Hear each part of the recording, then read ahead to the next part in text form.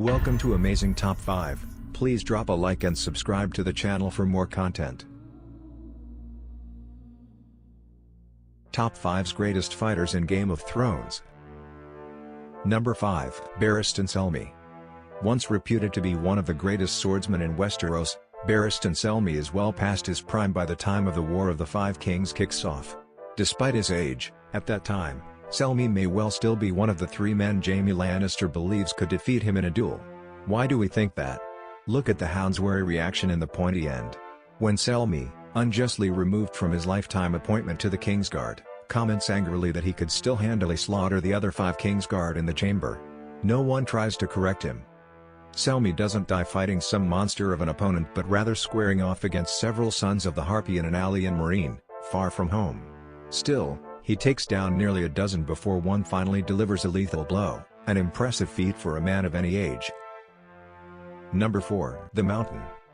Because of his sheer size and power, Gregor Clegane's position on this list is telling. If you rank any character above him, you have to be able to envision that fighter overwhelming the mountain that rides in mortal, one-on-one combat. That's no easy task, just ask Ser Hugh of the Vale.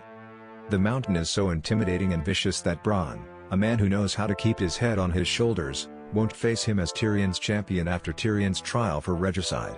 "I'd be a bloody fool if he didn't frighten me," Bronn says. He's freakish big and freakish strong, and quicker than you'd expect for a man of that size. Maybe I could take him, dance around until he's so tired of hacking at me he dropped his sword, get him off his feet somehow. But one misstep, and I'm dead. Pure physical confrontation could never overcome the mountain. Fighters who are masters of their weapons would need to outmaneuver and overwhelm the massive brute through dexterity, patience and skill. Number 3, Oberyn Martell. Technically, the talented Oberyn Martell defeated, and mortally wounded, the mountain in single combat, but his own careless arrogance allowed the dying behemoth to pull him into a skull-squishing death grip. He lost, but we think his performance is enough to land him one slot higher than his hulking opponent.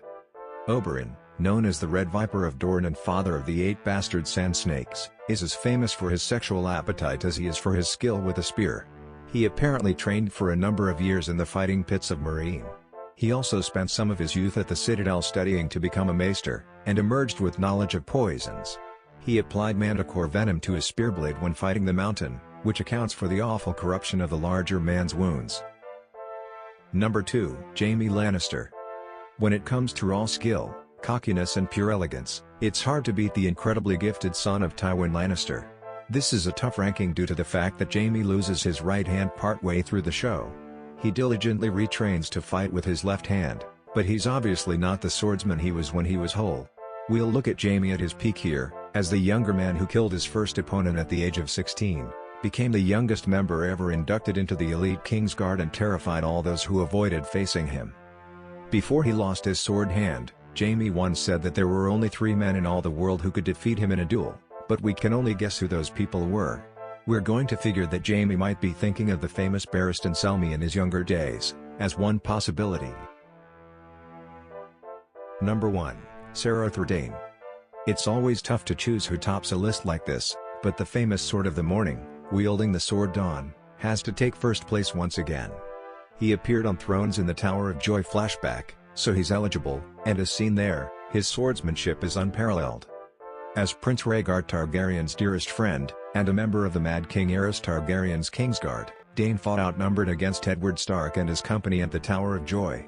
There Dayne was killed, stabbed in the back by Howland Reed. Dayne's legacy is cemented by 2 of the show's best character witnesses. Eddard Stark, a man of honor and honest conviction, tells his son Bran that Dayne was the finest knight he ever saw. Later, Jaime Lannister tells Loras Tyrell that Dayne could have slain all 5 of you Kingsguards with his left hand while he was taking a piss with the right. Like many legends, it also helps to die in your prime. Thank you for watching.